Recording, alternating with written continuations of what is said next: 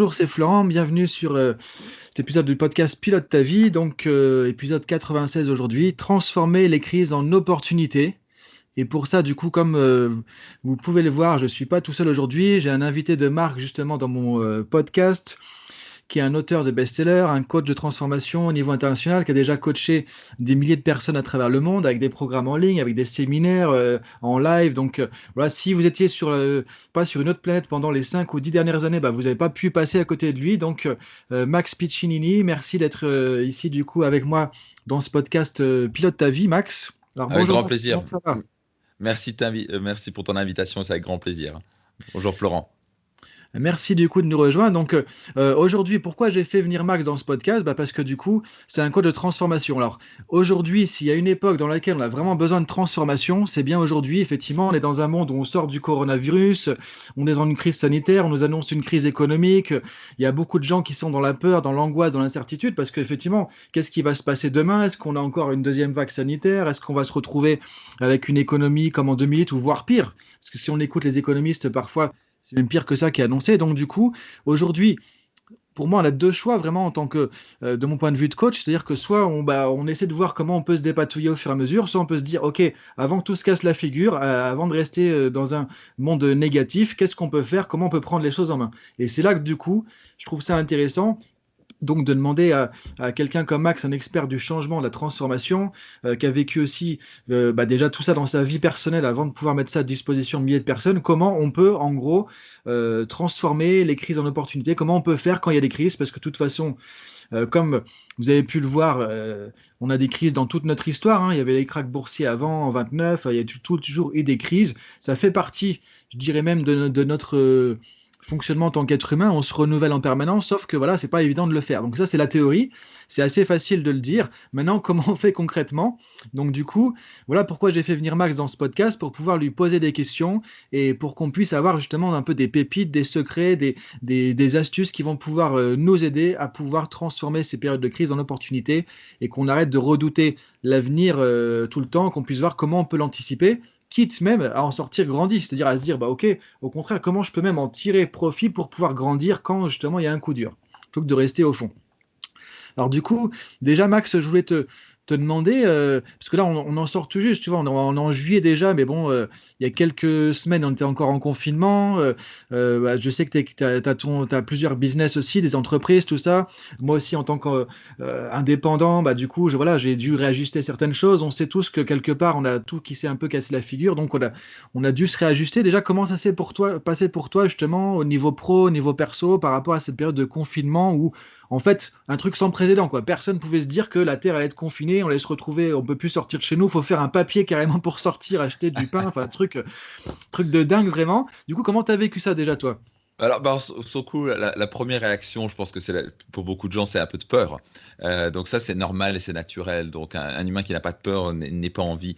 Et donc, sur le coup, j'ai eu un petit peu peur. Donc, ok, qu'est-ce qui peut se passer? Donc, on s'est imaginé tous les scénarios. Et puis, en tant qu'entrepreneur, en tant que coach, j'ai appris à anticiper. Donc, immédiatement, je commençais à me dire, OK, qu'est-ce qui peut se passer? Donc, est-ce qu'on parle ici d'une guerre civile qui peut arriver? Est-ce qu'on parle, il n'y a plus personne qui va rien acheter? C'est Hmm. quoi le délire, quoi? Ouais, qu'est-ce qui Et se passe, quoi? c'est ça, qu'est-ce qui se passe? Donc il y a une partie incertitude, mais immédiatement après, donc, parce que j'ai des années de développement personnel derrière et de ce que j'appelle des muscles émotionnels, c'est ce dont on a besoin en période de crise. Il y a un moment où il faut réfléchir et un moment pour agir. Et c'est là où le courage vient. Ce que j'ai appris immédiatement, et ça vient d'une philosophie chinoise et japonaise, qui est toute crise égale opportunité. Le mot, le Ah, sigle en fait chinois ou japonais de crise veut dire aussi opportunité. Parce qu'en Chine, ce concept, il y a rien qui n'existe sans son opposé. C'est le concept du yin et du yang. Et en Occident, on a du mal avec ça. Donc, on se dit une crise, c'est quelque chose de mauvais. Non, une crise, c'est quelque chose de fantastique. Si on sait la retourner, la transformer. Et donc, immédiatement, je dis, OK, où est l'opportunité? Et pour moi, ça m'a mis un niveau de focus extraordinaire. Et ça semble un peu fou pour certains, mais on est en train d'exploser les compteurs. On n'a jamais fait une année pareille. Donc, pour moi, ça a ok. été. Ce challenge m'a amené à sortir le meilleur de moi-même, à me concentrer, à me focaliser, à passer à l'action massivement pendant 3 mois et on explose les compteurs. On va littéralement aider plus de gens qu'on n'a jamais aidé. Et puis les chiffres d'affaires sont absolument out of the chart, comme on dit en anglais. Donc ça Ok. bouge fort, quoi. Ok, donc super. Donc ça veut dire qu'effectivement, bah, quelque part, c'est ça, je trouve que c'est vraiment important de le rappeler, c'est que malgré tout ce que tu as pu réaliser aussi, tu restes un être humain, et un être humain, c'est normal. Et du coup, je pense que c'est important que tout le monde l'entende. C'est normal d'avoir peur aussi, c'est normal en tant qu'être humain, ça veut dire qu'on est en vie. Comme tu disais, on a de la peur, et il y a un Exact. truc qui arrive, on ne sait pas ce qui va nous tomber dessus. On ne pouvait pas imaginer ça, donc du coup on a peur. Et je pense que c'est vraiment intéressant que tu commences par nous dire ça, parce que souvent les gens se disent, voilà, si j'ai peur, j'ai honte, il ne faudrait pas avoir peur, tu vois, comme s'il y avait un côté négatif, alors qu'en fait, effectivement, peut-être ce qui est négatif, si j'ai bien compris, c'est si on reste dedans, quoi. C'est s'il y a de la Exactement. peur et que je reste bloqué et que j'arrive plus à réfléchir, là, effectivement, ça peut devenir négatif. Mais quelque part, on peut se dire, bah oui, j'ai de la peur, je ne sais pas ce qui va se passer. Et c'est là peut-être où c'est intéressant de voir comme tu disais, le travail sur soi qu'on peut faire, le coaching, c'est qu'à un moment donné, soit le cerveau va rester dans cette peur et on va s'enfoncer, je pense, un peu plus jour après jour, soit on peut avoir une bifurcation et se dire, OK, on va switcher sur autre chose. Et comme tu disais, anticiper. OK, il y a ce truc-là qui arrive. Maintenant, qu'est-ce que je peux faire? Qu'est-ce qui va se passer? Comment je peux agir là-dessus? Exactement, deux éléments ici. La peur est tout à fait naturelle et en fait, c'est un mécanisme de défense. Donc, il n'y a rien de mal à ça. Je veux dire, j'espère s'il y a un lion enragé qui n'a pas mangé depuis 3 semaines qui débarque dans votre maison, vous allez avoir peur. Si tu n'as pas peur, tu dis, oh, je vais jouer avec lui, il va te bouffer la gueule. Donc, Ouais. j'espère que vous aurez peur, mais j'espère que vous ne serez pas paralysé par la peur. Et dans ce cas, il faut mieux être capable de sortir par la fenêtre en un clin d'œil. Donc, ça, c'est très important. Et puis à la fin, on ne peut pas choisir ce qui nous arrive. Le coronavirus, ce Covid-19, on ne peut absolument pas non seulement prévoir, on pouvait pourquoi pas anticiper qu'un jour il peut y avoir un virus, mais à la fin, quand ça arrive, on n'y peut absolument rien, on n'est pas responsable de ça. Donc là, se comporter en victime comme beaucoup de gens, pourquoi ça m'arrive, j'ai pas de chance, etc. C'est la question, on ne peut pas choisir ce qui nous arrive, mais on peut choisir la réaction, la réponse. Et donc ça, c'est là où on veut être intelligent. C'est là où on ne veut pas juste tétaniser dans la peur, commencer à stresser, commencer à se mettre en mode victime, commencer à se dire immédiatement quelles sont les solutions, quelles sont les opportunités, comment je peux rebondir immédiatement. Quand on se pose les bonnes questions, d'un coup, on cherche les solutions. Donc, c'est apprendre à dire, OK, je ne suis pas responsable de ce qui m'arrive, mais je suis responsable de comment je réagis à ce qui m'arrive. C'est là où tout est notre Ok. pouvoir. Et c'est comme ça qu'on est capable de transformer notre vie. Parce qu'il y a une opportunité dans toute crise. Ok, c'est ça. Du coup, on retrouve un peu ce que tu disais, l'idéogramme chinois, en fait, crise opportunité. Du coup, ne pas rester bloqué, si j'ai bien compris, sur le côté crise, qu'on voit nous souvent de manière négative, parce qu'on a notre conditionnement aussi un peu occidental là-dessus. Il y a cette peur, mais maintenant, en fait, si j'ai bien compris, c'est un peu le paradigme qu'on va utiliser. C'est est-ce que je reste sur le pourquoi? Pourquoi ça arrive? Pourquoi moi? Pourquoi? Et là, du coup, je me mets en victime et puis je creuse ma tombe quelque part. Et Exact. plutôt me dire, ok, il y a ce truc-là, je peux pas le J'accepte. changer, j'accepte. J'accepte. Je peux pas le changer maintenant. Par contre, comment? Et passer du pourquoi au comment, en fait. C'est peut-être ça, effectivement, la clé, du coup. Passer du pourquoi au comment et comment je peux faire pour avancer. Qu'est-ce que je peux mettre en place? Et là, ce qui est intéressant aussi, c'est que tu parlais de muscles émotionnels. Alors ça, c'est super intéressant comme concept, je trouve, parce que si je décrypte un petit peu derrière les mots ce que tu disais, effectivement, il y a l'émotion de peur. Donc, ok, c'est une émotion, c'est normal. Puis en même temps, ça nous sert, quoi. Comme tu disais, s'il y a un lion qui va arriver, il vaut mieux qu'on flippe et que peut-être qu'on parte ou qu'on essaie de se défendre plutôt que de pas faire attention finalement. Mais en même temps, ça peut nous bloquer si on reste englué. Donc, à un moment donné, comment on peut faire du coup est-ce que tu peux nous dire un peu plus en détail justement que par rapport à ce côté muscle émotionnel, comment on peut faire? Parce que les gens peut-être le comprennent, se disent, bah ouais, tiens, je comprends, c'est assez clair, mais j'ai l'impression que je me fais bouffer par ma peur. Alors comment je peux faire pour peut-être pas me laisser bouffer par ma peur, mais arriver à en sortir, comme tu disais, faire ce switch? Est-ce que tu peux nous dire un peu comment on peut faire ce switch et peut-être que, tu vois, on a peut-être des personnes qui nous écoutent, qui ont la tête sous l'eau, qui ont été peut-être malades ou qui ont vu leur business tomber, qui n'ont pas forcément su réagir comme tu as fait, rebondir, tout ça. Qu'est-ce qu'on peut leur donner peut-être comme conseil pour justement développer un peu ce côté muscle émotionnel? Et s'il y a un truc comme ça qui arrive encore une fois, pour qu'ils puissent remonter, rebondir et pas se faire avoir une deuxième fois quelque part, tu vois. Il est clair qu'en Occident, particulièrement en France, on a un énorme problème. Alors, on a un énorme avantage, c'est qu'on est très intellectuel, donc on a appris à réfléchir, à analyser, etc. Mais d'un coup, à un moment, il y a l'analyse qui va être bloquée par nos émotions. Et donc, le truc le plus important, et c'est démontré d'après les études, c'est pas les gens qui ont un quotient intellectuel le plus élevé, qui gagnent le plus d'argent et qui réussissent le plus, et qui Mm. sont pas les plus heureux, c'est les gens qui ont un quotient émotionnel le plus élevé. Donc, bizarrement, à l'école, on compense ces gens avec apprendre par cœur des trucs stupides. Il y a des trucs intéressants, quoi, Ouais, mais ouais. apprendre, je sais pas quoi, l'histoire géo, apprendre par cœur des dates, de la date de mort de Louis XIV. Mais ça va nous servir à quoi ce truc? Donc après, oui, on est bien, bravo, c'est un bon élève. C'est quelqu'un qui suit bêtement, qui est capable de reproduire par cœur des trucs. Je vois pas l'intelligence dans tout ça. Donc c'est quelqu'un qui a une bonne mémoire, qui est un petit peu discipliné, c'est cool, qui veut surtout pas déranger. Mais est-ce que ça va nous servir plus tard de savoir la date de mort de Louis XIV? Mais on n'est pas compensé sur le courage. On n'est pas compensé à sortir de notre zone de confort. On est compensé à suivre bêtement des gentils petits soldats qui suivent bien les petites choses, comme ça on est des bons petits ouvriers, comme ça on peut avoir un bon petit diplôme et comme ça on peut travailler pour une grosse boîte et être payé un petit salaire et avoir 3 semaines de vacances par an. Et ça, c'est ce système-là, et c'est pas de votre faute si vous entendez ça. Moi, j'étais comme ça et donc j'avais peur de tout. Donc, parce on n'est pas encouragé, on ne reçoit pas des notes pour dire tiens, aujourd'hui, tu as démontré du courage. Et ce dont on a besoin quand il y a une crise, c'est du courage. Ce dont on a besoin dans un couple, quand les choses vont pas bien, où il y a une incompréhension, il y a des sortes de frustrations, c'est prendre son courage à deux mains, comme on fait avec mon épouse. Et si ça arrive qu'on a un petit accrochage ou qu'il y a une petite frustration, on en parle. Et c'est du courage. Écoute, chérie, il faut qu'on parle. Et c'est inconfortable. Donc ici, la grande clé, c'est oser. Il faut pratiquer cette sortie de zone de confort. J'aimerais dire, le bonheur est derrière la peur. Le bonheur est derrière la peur. Et pour ça, ça veut dire que ça va nécessiter du courage, c'est du muscle émotionnel. Tu sais quoi, c'est inconfortable, mais j'y vais quand même. C'est quoi, je vais demander une augmentation à mon patron. C'est pas facile, c'est difficile à poser, mais je vais le faire parce que je sens que c'est juste pour moi. Ça fait 5 ans que je travaille pour la boîte, j'ajoute beaucoup de valeur et je me sens pas payé au niveau. Par exemple, ça peut être simplement demander à une personne de sortir avec soi. Ça peut être seulement dire j'ai un business. Ok, au lieu de se mettre à... Donc c'est trop facile de dire c'est la faute des autres, j'ai pas de chance. N'importe quel imbécile peut faire ça. Par contre là, on démontre la force, c'est de dire ok, en quoi je suis responsable, comment. Par exemple, si la personne en 3 semaines, certains business sont morts en 3 semaines, un mois. Ils n'avaient pas 3 mois de cash flow de côté. Donc, s'ils n'ont pas 3 mois ou 4 mois de cash flow de côté, c'est évident qu'un jour, un truc va arriver comme ça, ils vont déguerpir. Moi, je dis ça constamment dans mes séminaires, surtout à séminaire Business Max. Donc, les gens, ils ont 3 semaines de cash flow, de trésorerie de côté. Ils vont morfler d'une manière ou d'une autre. Donc, dès qu'il y a un petit problème qui va arriver, donc c'est leur responsabilité, leur dire, OK, en quoi j'ai merdé, en quoi je peux apprendre cette situation pour qu'elle n'arrive plus. Et immédiatement, quelles sont les solutions? Qu'est-ce que je peux faire maintenant pour rebondir? Qu'est-ce que je peux faire maintenant pour trouver une solution? Est-ce que je dois réduire mes coûts? Est-ce que je dois discuter avec mes collaborateurs ou mes fournisseurs pour négocier un prix ou les payer plus tard? Qu'est-ce que je dois faire? Est-ce que je peux augmenter mon chiffre d'affaires? Est-ce que je dois réduire des choses? Donc, immédiatement, le mode solution, ça, c'est du courage de immédiatement prendre le coup dans la tête, se relever immédiatement. Ça, c'est la définition de la résilience. On va tous prendre un coup dans la tête, et c'est Schwarzenegger qui disait ça.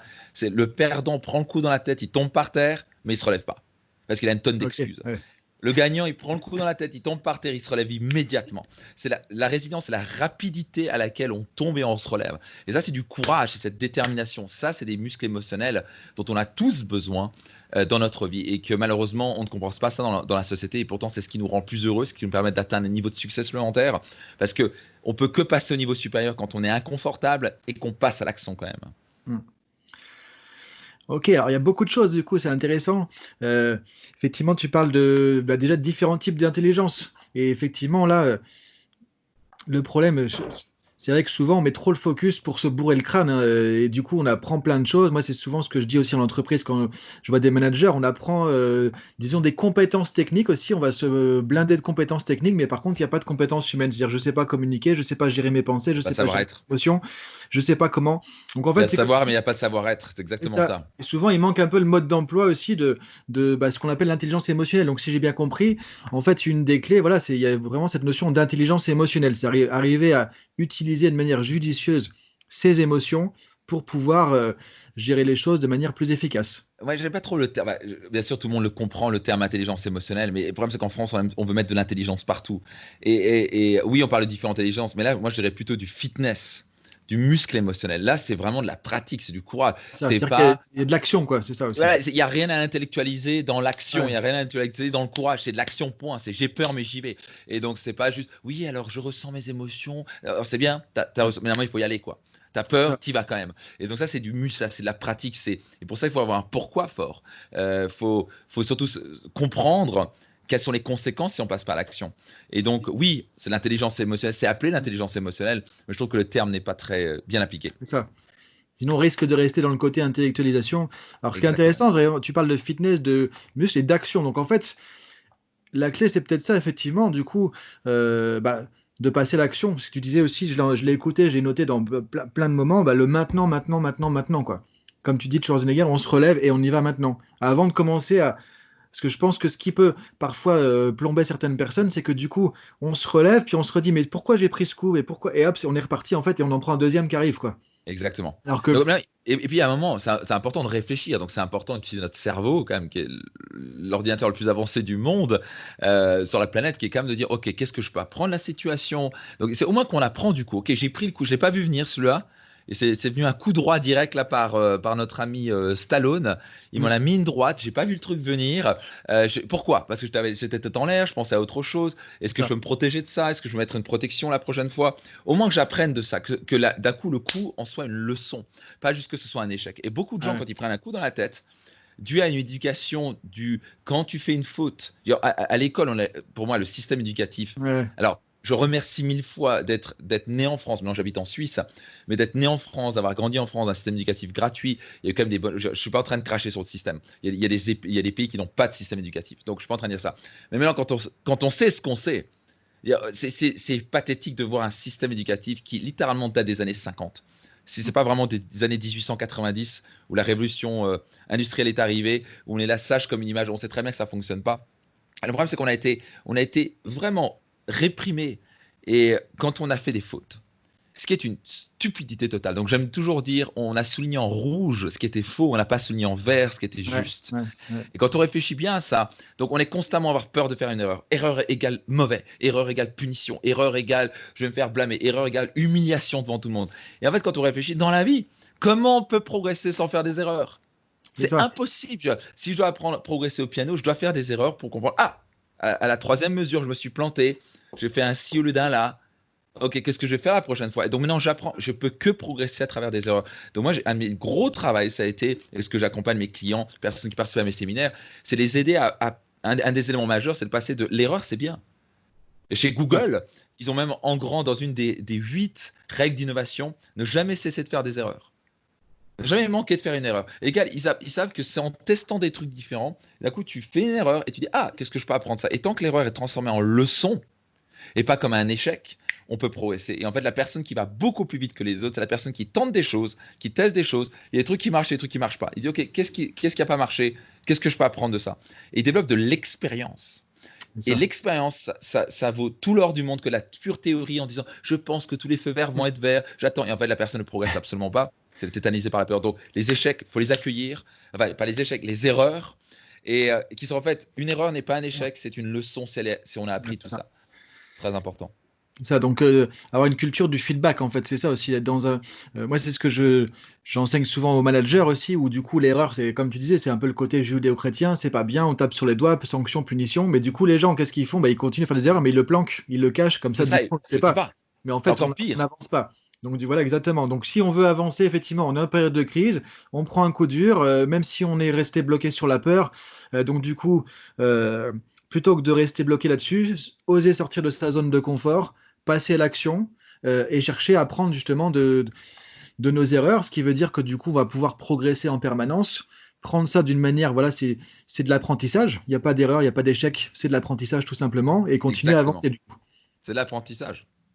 Et comme tu dis, alors du coup, c'est avec cette dynamique parfois un peu peut-être se pousser dans l'action qu'on va pouvoir dépasser un peu le côté, des fois il y a la peur qui me bloque, du coup je reste dans l'intellectuel, je reste dans l'émotion, là du coup l'action, souvent moi je dis l'action appelle l'action, c'est-à-dire qu'est-ce que tu penses aussi que du coup fait de ne serait-ce qu'une petite action, au moins tu avances et tu pars sur quelque chose plutôt que de rester parfois trop se demander pourquoi ci, pourquoi ça. Claire, je préfère 1 gramme d'action que 100 kilos de savoir. La plupart des gens, ils sont là, ils sont paquets d'informations. Par exemple, je prends l'exemple parfait de la personne qui veut arrêter de fumer ou la personne qui veut arrêter, qui sait qu'il doit diminuer son sucre. La personne a 20 kilos en trop. Donc la personne, intellectuellement, elle sait tout ce qui n'est pas bien. Elle sait que la cigarette, c'est mauvais, que ça peut la tuer, qu'elle peut avoir. Genre, on parle de couper de l'argent, ça lui coûte de l'argent. Elle pue avec ça.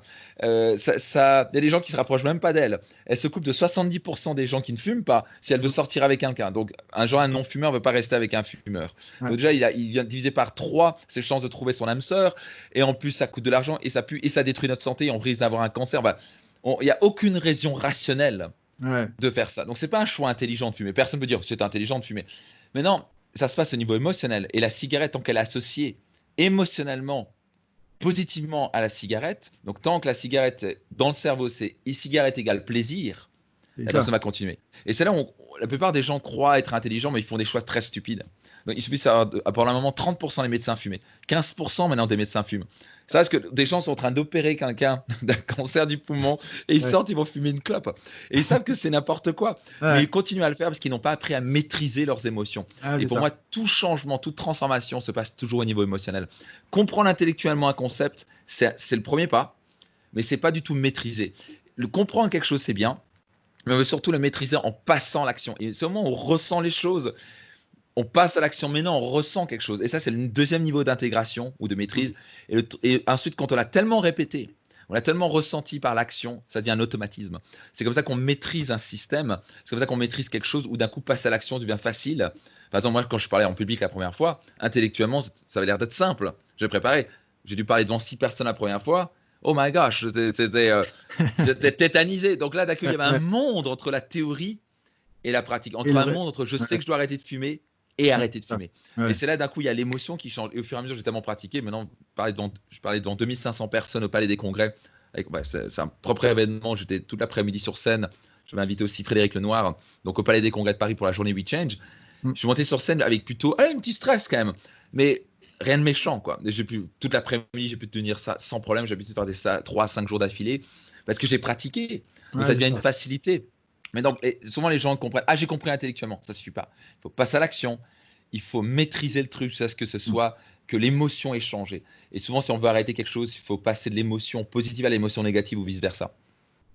D'accord, donc c'est super intéressant parce qu'on va bien au-delà encore de simplement transformer les crises en opportunités. Du coup, effectivement, par rapport à ce que tu dis, donc il y a cette notion vraiment de passer l'action, de répéter, d'automatiser. Et en fait, c'est l'émotion, encore une fois, qui va imprimer ça en nous, quoi. C'est-à-dire que euh, bien comprendre que c'est un peu on dit en PNL, hein, l'écart entre savoir et faire. C'est-à-dire que je sais intellectuellement, mais c'est pas Yes. pour autant qu'il va se passer un truc, quoi. Et si je mets de l'émotion, je canalise mon émotion de manière efficace, je passe à l'action.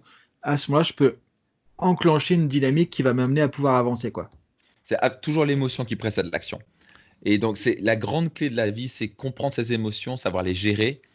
Et si on devient un maître émotionnel, maintenant, on peut devenir un maître de l'action égal, on peut transformer tout ce qu'on veut dans la vie. Mais Hmm. intellectuellement, le nombre de gens qui ont des kilogrammes, des tonnes d'informations, qui n'utilisent rien, jamais se poser la question. Alors moi, j'appelle ça le taux d'implémentation. Ça m'est C'est venu ça. dans ma douche un jour, je me dis, OK, Ouais. parfois la question dans mon séminaire Destination Réussite, on se retrouve avec 1000 personnes. Je leur dis, OK, qui ici, quel est votre taux d'implémentation entre ce que vous savez que vous devez faire et ce que vous faites? Ce que vous faites, ouais. Ouais. Et là, genre 5%, 3%, 10%. Et moi, j'étais nul là-dedans. Et là, me suis promis une chose, je veux devenir un homme d'action. Pas un gars qui parle, pas un gars qui brasse de l'air, pas quelqu'un qui fait, excusez-moi l'expression, de la brelette intellectuelle et de refaire le monde. Et là, on voit beaucoup d'intellectuels. Et ben, ça, je respecte Ouais. profondément les intellectuels. Je n'ai pas dit ça parce qu'on en a besoin. Mais à la moment, c'est bien de faire oui, ce serait bien de faire ceci, ce serait bien de faire cela. OK. Qui fait quelque chose maintenant? Tout de Les suite, non. politiques ne sont pas très forts là-dessus. Enfin, certains sont un peu plus meilleurs que d'autres, mais c'est bien de dire il faut faire ceci, il faut faire cela. Maintenant, qui a le courage de passer à l'action? Ouais. L'action change les résultats, pas la théorie. C'est ça. Et du coup, tu parlais de courage tout à l'heure aussi. On revient. En fait, voilà, c'est intéressant parce qu'on voit vraiment toute la mécanique en fait que tu es en train de nous montrer. Du coup, derrière l'action, il faut aussi du courage, sortir de sa zone de confort, donc arriver à maîtriser aussi ses émotions. On parlait de peur qui peut nous bloquer au départ, donc euh, c'est intéressant parce que du coup, on peut voir tout un développement personnel, en fait, une stratégie quelque part, un peu toute la stratégie qui peut faire que bah, on revient à la case départ, il y a une situation qui me tombe dessus, entre guillemets, en tout cas j'ai l'impression que ça me tombe dessus et je peux rester en victime par rapport à ça, ou du coup, je sors de ma zone de confort, je fais preuve de courage, je passe à l'action, je me loupe, je comprends, j'apprends, je repasse à l'action, etc. Et puis je deviens un homme d'action et je mets en place une dynamique, ça change mon mental, ça change mes émotions, ça change mon comportement, et bien, petit à petit, je me retrouve après X temps, du coup, avec une personne qui fonctionne différemment, et il y a un coup dur qui arrive, bah, du coup, je peux anticiper, je peux trouver des solutions, je passe à l'action, là où 99% des gens bah, se retrouvent encore peut-être bloqués à dire peut-être que effectivement, éventuellement, on pourrait ceci, etc., quoi. Et du coup, je suis dedans. C'est ça qui est Exactement. intéressant, effectivement. Et on progresse. Et je pense qu'un des points essentiels quand on parle de crise, c'est juste de les anticiper, juste accepter. Il y a un pouvoir dans l'acceptation que ça De va se dire que arriver. ça va arriver, c'est ça, en gros, de Ça ça. va arriver. En fait, c'est intégrer la règle du jeu, quoi, se dire, parce que, pareil, je pense qu'il y a peut-être un côté un peu trop bisounours parfois, on Exactement. dit, mais non, quelque part, on voudrait que tout se passe bien. Moi, je vois des gens parfois en coaching, s'ils aimeraient que rien ne change, comment faire pour ne rien changer dans la vie? Mais le changement fait partie du jeu, quoi. Donc, il y a un moment où on va se casser la gueule tous, mais maintenant, c'est Exactement. qu'est-ce qu'on va en faire, quoi? Mais si La déjà on constance et le accepte, changement. Ouais. peut-être accepter déjà de départ la règle du jeu, que bah oui, effectivement, il y a des moments où on va se planter, on va se prendre des portes, et autant on va avoir des trophées par moment, eh ben, ça fait partie de la route quelque part. Du coup, déjà, on peut avancer plus facilement en âme et conscience, parce que du coup, on va l'anticiper. Exactement. J'en ai un exemple parfait pour ça. J'avais interviewé, il est interviewé sur scène lors de mon séminaire phare Destination Réussite. Et c'est un peu le Forrest Gump français. Comment j'ai pu oublier son nom Serge Girard, pardon. Serge Girard, donc on parle d'un ultra-marathonien. Donc il fait quelque chose comme, à l'âge de 65 ans, Ouais. 74 km par jour pendant 360 jours d'affilée. Nous, on fait un marathon, on est explosé. Lui, il Ouais, fait 2 marathons ouais, quasi tous les jours, à ouais. l'âge de 65 ans. Et il traverse à travers le monde. Donc, c'est le record du monde de Los Angeles à New York, Ouais. d'Australie, l'Europe. Bah, il passe à travers les choses, la Grèce et compagnie. Et donc, extraordinaire, le gars. Et c'est un gars qui était dans les assurances. Et puis, à un moment, il a dit, mais tu sais quoi, j'ai envie d'aller courir à travers le monde. Et une chose qui m'avait dit, qui m'avait toujours frappé, je lui ai dit, mais attends, donc tu as combien de chaussures quand tu pars? Il m'a dit, bah, quelque chose comme, je crois qu'il en a 46, un truc comme ça, quand il part pendant un an. Et je lui ai dit, mais tu as des ampoules? Il fait, bah oui, tout plein. Et tu continues à courir? Il fait, bah oui. Et je fais, comment ça? Mais des ampoules, beaucoup d'ampoules. Ah, mais j'en ai partout. Je dis, d'accord, mais comment tu fais? Mais je fais, bah, j'accepte juste que la douleur fait partie du chemin. Ouais, c'est Donc, ça. c'est super, il a dit, c'est comme un ami, je dois accepter que ça fait partie du chemin, donc c'est quelque chose qui va être sur moi. Et c'est fait partie du deal. Et donc, c'est un peu le concept de dire, c'est comme faire des enfants. Moi, je viens d'avoir un enfant, il a 7 mois, il s'appelle Luca. J'avais prévu ça, mais il y a des gens qui font des enfants, ils se disent, ça va être merveilleux, ça va être merveilleux. Non, mais attends, ça va pas être toujours merveilleux, ça va te Ouais. flinguer les nuits, ça va te chier dessus, tu vas nettoyer les couches. Matin, j'ai nettoyé une couche, mais c'était Ouais. dégueulasse.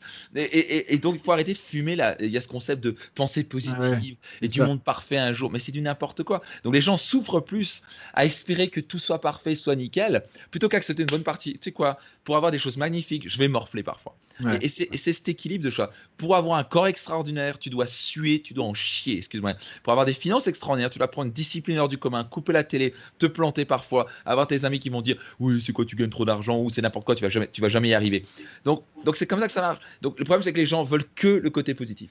Ouais, Et on c'est ne peut pas ça. avoir le côté positif sans un côté négatif. Ça doit s'équilibrer. Comme il doit avoir, pour avoir le jour, il doit avoir la nuit. Et donc, accepter cette partie de vie de il y aura des moments difficiles, des crises peuvent arriver. En fait, c'est pas arrivé. J'espère que ça va pas arriver. Elles vont arriver. Je dois l'accepter. Et donc on est préparé. Oh, bah voilà une crise. Et Donc du c'est coup, on est pas prêt. oh mon Dieu. Et on est en mode action. On n'est pas en mode réaction. Tellement plus puissant. Donc on a un coup d'avance à chaque fois.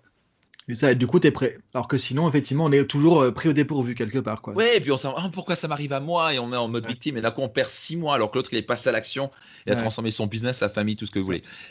voulez. Donc plus être en mode réaction, il faut accepter que les difficultés font partie de la vie, il faut les anticiper et c'est normal. Et le jour où on voit les problèmes et les opportunités comme des cadeaux pour nous faire croître, d'un coup au lieu de faire C'est ah ça. mon Dieu encore une difficulté, moi je fais oh yes, un nouveau challenge. Alors au début je faisais pas ça, j'ai dû pratiquer ces muscles émotionnels, que ce soit quasi un réflexe. C'est Donc ça. crise au début je fais oh là mon Dieu, encore un virus, qu'est-ce qui va se passer? Donc, pendant une petite journée ou deux, t'es un peu en train et après je dis ok, Et c'est le après, challenge. hop, Yes! Et j'ai c'est ça. sorti le meilleur de moi-même. Et ça en est sorti avec une explosion du chiffre d'affaires et avoir aidé le maximum de gens. On n'a jamais aidé autant de gens dans mon entreprise. Donc, hey, il y a des opportunités partout, mais donc, faut arriver à tourner ça. OK, tout est un cadeau. Tout est un cadeau. Les problèmes, les challenges sont des Mm. cadeaux pour nous faire croître. Une fois qu'on intègre ça dans notre système nerveux, ben, on dit ah, j'adore les challenges. J'adore les challenges. J'adore. Et quand je me dis ça, ça me pousse à devenir meilleur plutôt que de me dire ah mon Dieu, j'ai un problème encore. Mm. C'est pas comme ça qu'on veut réagir, quoi. Ça, c'est développer ses muscles émotionnels. Et du coup, là, c'est le résultat de tout ça. On peut voir effectivement presque, t'as presque même envie qu'il y ait un truc qui arrive parce que tu sais que tu vas en grandir quelque part finalement. Donc Et c'est limite, t'es presque, content. au lieu de redouter le truc qui va arriver, c'est presque se dire, bah même, ok, tant mieux, il y a un truc parce que je vais pouvoir encore croître, encore grandir. Donc là, en fait, c'est comme si, je comprends bien, c'est comme si on changeait de lunettes quelque part. C'est ça qu'on pourrait peut-être dire au final, tu vois, aux La personnes qui perception nous écoutent, change. qui nous voient, c'est changer sa perception, dire le monde, lui, de toute façon, il sera comme ça, il y a du bien, il y a du pas bien, on ne pourra pas forcément le changer. On va se prendre un truc sur la tronche à un moment donné, on ne peut pas être toujours à éviter, à se dire. Puis après, j'aime bien dans ce que tu dis aussi, ce côté action, parce que un des trucs qui m'énerve un petit peu aussi en développement personnel, c'est qu'on est un peu trop sur le côté pensée positive, je pense, donc ça va arriver presque tout seul, ça va tomber du ciel Exactement. comme ça. À un moment donné, il faut mettre les mains dans le cambouis, il faut y aller, et effectivement, l'action, c'est important. Il y a trop de gens, je pense, qui se reposent un peu sur ça, ou qui essaient d'imaginer un peu le schéma parfaitement parfait, tu vois, le C'est truc ça. parfait, ne pas montrer les erreurs, ne pas montrer qu'on a des faiblesses, et finalement, on se retrouve dans un truc qui est encore pire que ce qu'on pourrait avoir au départ. Bien pire. J'aime dire souvent en séminaire, le problème, c'est que vous croyez qu'un jour vous n'aurez pas de problème. Ou vous espérez que vous n'avez pas de C'est problème. ça. Ça, c'est le problème. Ouais. C'est du n'importe quoi. Donc, c'est vrai que ce côté pensée positive. Moi, j'étais monsieur positif pendant des années. Et monsieur positif, c'est souvent monsieur, je ne regarde pas les problèmes en face, égal, C'est ça. j'ignore les problèmes. Et j'ai un de mes mentors qui m'a dit, qui est le père riche, père pauvre, hein, père riche Ouais. de Robert Kiyosaki, il s'appelle Keith Cunningham, qui a dit c'est pas pour ça qu'on ignore les problèmes qu'ils cessent d'exister. Mm. En fait, il C'est ça. Et continue. là, du coup, c'est dit, Et ouais. là, donc, regarde, donc la grande clé, c'est être honnête, regarder la vérité en face. La vérité, il y a des lois universelles. Donc, je donne souvent l'exemple, si on essaie de sauter du 30e étage, on peut être aussi positif qu'on est, aussi bienveillant, aussi gentil, on peut avoir le plus grand cœur du monde. On saute du Non, c'est 30e vrai. étage. Si j'ai pas un truc qui nous pousse et nous propulse pour battre la gravité, je vais me cracher comme une grosse merde. Et ça va faire pam, et tout le monde va dire, c'est le gars le plus stupide sur la planète. Et pourtant, Ouais. j'étais positif, j'ai visualisé, j'y ai cru. C'est Mais là, ça. mais donc là, c'est stupide parce que ça va à l'encontre d'une loi universelle. Et C'est cette ça. loi universelle, elle bat notre pensée positive, elle est supérieure à nous. C'est pour ça qu'en tant qu'humain, j'ai un peu de challenge quand on se croit supérieur à la nature. On est inférieur à la nature. La nature nous Ouais. a créés. On n'est pas supérieur. Et donc, dès qu'on pense que l'homme est Dieu, et donc la terre, ça nous appartient, et les animaux, ça nous appartient, on fait ce qu'on veut, de toute façon, on va avoir un problème. Et donc, c'est pour ça cette grande discussion de, bref, l'environnement, on va pas rentrer là-dedans, mais c'est ce challenge d'ego et de croire qu'on Ça. peut tout faire Ouais. et de croire, oui, ça va m'arriver ou pas. Et j'ai visualisé d'avoir 300 000. J'ai quelqu'un un jour qui m'a écrit, Max, mais j'ai vraiment cru fort, j'ai visualisé, j'ai vu le secret. Et je me suis imaginé, j'allais vraiment avoir 100 000 euros sur le compte en banque dans les 30 jours. Et je ne les ai pas reçus. Et, Ah, mince. et je lui ai dit, imbécile, alors je lui ai pas dit ça, mais je lui ai dit, Ouais. juste réveille-toi, pour gagner 100 000 euros, il y a une loi qui s'appelle ajouter en valeur 100 000 euros. Donc si Ouais. tu n'as pas ajouté en valeur 100 000 euros, tu ne vas pas recevoir en retour 100 000 Ouais. euros. Ouais. Aussi positif que tu veux, ça ne va pas tomber du Ça. ciel, imbécile. Mais les gens veulent croire ça. Ils adorent les livres comme Le Secret. C'est le Ouais. concept de mettre une petite ceinture qui va faire les abdos à ta place. C'est ça. Non mais Et ça, je trouve vraiment n'importe quoi. intéressant, tu vois, dans ton approche, c'est que c'est toujours des trucs qui m'ont énervé aussi. Et malheureusement, je dirais, il y a trop de gens qui se sont piégés avec ça. Alors peut-être parce que du coup, c'est vrai que on peut en parler aussi. Parfois, rester dans la zone de confort, c'est plus facile aussi quelque part. Parce que du Tout coup, est je là. reste dans la zone de confort. Bah, c'est le bouquin qui n'a pas marché. J'ai pas dû bien visualiser le truc, mais quelque part, c'est pas de ma faute. Tu vois, je me suis pas planté, j'ai rien fait C'est de mal ça. quelque part. C'est la C'est ça qui est un méthode, c'est peu le truc. dommage du coup. Mais est-ce que tu as, du coup, pour terminer, parce que tu aurais quelque chose qui pourrait aider ces personnes qui parfois peut-être ont tendance à vouloir rester dans leur zone de confort, tu vois, pour un peu côté du radiateur. Si j'ai envie d'y aller, mais quelque part, j'aime bien mon confort, tu vois. Est-ce qu'il y a un truc qui peut les aider à passer en mode fitness émotionnel du coup? Bah, deux éléments. Le premier, je dirais être vraiment clair avec ça. On est 100% responsable de nos résultats. Donc, Responsabilité du coup, vraiment total. 100% responsable de soi-même. Point. Le corps que j'ai, j'en suis 100% responsable. C'est pas forcément ma faute parce que peut-être que j'ai appris, j'ai eu une enfance. Donc il y a une Ouais, différence entre avoir ouais, faute et être 100% responsable. Donc c'est avoir ça. faute, par exemple, bah, si on a eu pendant l'enfance, on a grandi avec des parents qui bouffaient n'importe quoi, donc on a pris peut-être une habitude de manger n'importe quoi et on n'a Ouais, jamais fait de sport. Donc peut-être que si c'est pas forcément ma faute, si j'ai des pensées limitantes, c'est pas forcément de ma faute parce que pendant toute ma vie, j'ai eu des parents qui m'ont dit l'argent c'est sale, tu y arriveras jamais, etc. Donc c'est pas ma ouais. faute. Par contre, j'en suis responsable quand même.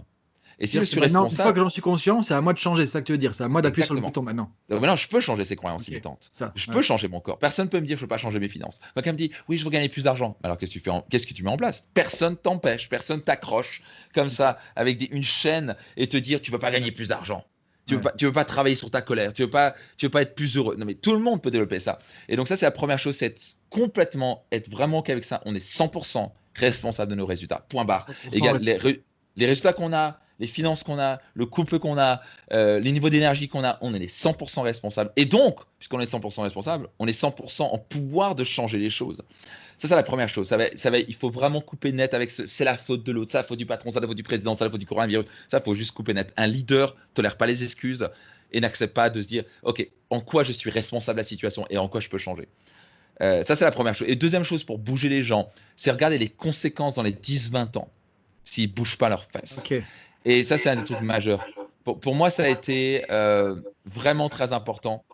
moi, j'ai perdu mon père quand j'avais 14 ans, d'un accident de la route. J'ai perdu ma mère quand j'avais 26 ans d'un cancer. Donc, à 2 reprises, j'ai eu un rappel de la vie que j'allais mourir un jour. Ouais. Ça, c'est une évidence. On va mourir. Et donc, la plupart des gens, 95% des gens finissent avec des regrets. Et ça, c'est réel. Ça, c'est une vraie étude qui a été démontrée sur Ouais, des milliers de ouais, ouais, personnes. ouais. Tu as sûrement dû entendre l'étude. Et donc, pour moi, ça me rappelle toujours. Et c'est Steve Jobs qui disait, c'est au moment où je me prends conscience que je vais mourir un jour que je vis à nouveau. Ça me pousse à l'urgence de la vie. Ouais, Donc moi, j'ai ce phénomène d'urgence de vivre maintenant, de passer à l'action maintenant. Parce que sinon, je suis juste en train de gâcher ma vie. Alors, j'aime bien dire souvent alligato. Et souvent, pour les gens qui disent alligato, oui, ça veut dire merci. Pas vraiment. Alligato, ça veut dire merci pour l'impossibilité de vivre. Hmm. C'était dans les 3 premiers jours où on était au Japon. J'ai appris ça d'une chef étoilée à Tokyo. Elle m'a dit merci pour l'impossibilité de vivre. Ça veut dire quoi? Réellement, quand on regarde, déjà, le fait peut-être que moi je suis troisième de 4 enfants. Je sais pas pour toi, Florent. Mais bref. Et donc, vous savez que mes parents ont pu s'arrêter à 2 comme la majorité du temps. Numéro 2, il y a plein de gens qui, Ouais, c'est quand vrai. on parle de spermatozoïdes, c'est des milliards de spermatozoïdes, ils essayent plusieurs fois, parfois ça marche pas.